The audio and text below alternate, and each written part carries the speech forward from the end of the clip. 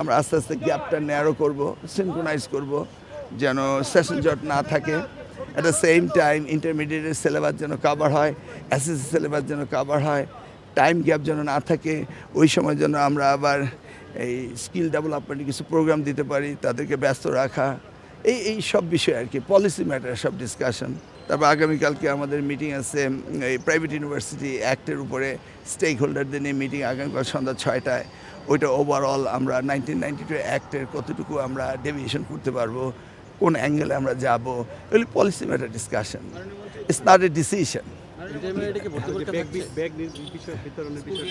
ওগুলি যে প্রোগ্রাম আমরা দিয়েছি সেই প্রোগ্রাম অনুযায়ী হবে সব। কবে নাগাদ আমরা তো না, টাইম এক্স্যাক্টলি ফিক্স হয়নি, but we are working on it. আমাদের টাইম বললে 180 ডেজ প্রোগ্রামের ভিতরে আমরা শেষ করবো, এটা হলো টাইম। কিন্তু আমি চাচ্ছি আমরা আগে করতে। হ্যাঁ, আমরা আমাদের শিক্ষা মন্ত্রণালয় তো আউট অফ 29 প্রোগ্রাম তো আমরা ডিরেক্টলি ইনভলভ। আমাদের বাকিগুলো আমরা ইনভলভ, বৃক্ষরোপণের কথাই বলুন, যে কোনো কথাই বলুন, বা নতুন করির কথা বলুন, কালচারাল কথা, সব তো আমাদের ইনভলভমেন্টের সব বেশি। তো আমাদের কাজ বেশি, তো আমরা আস্তে আস্তে শুরু করছি।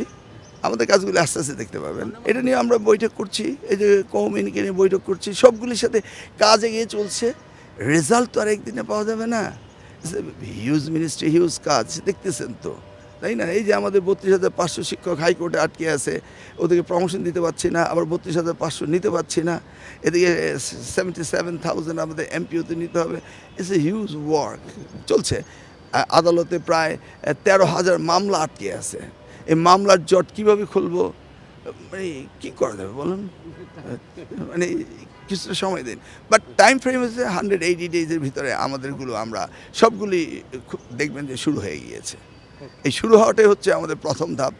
গাছ একবার লাগালে ফল দিতেই থাকবে। আমরা চাচ্ছি যে বিগিনিংয়ে যেন আমাদের স্পিডটা বেশি থাকে, আমাদের কর্মপরিসর যেন অনেক ব্যাপক থাকে।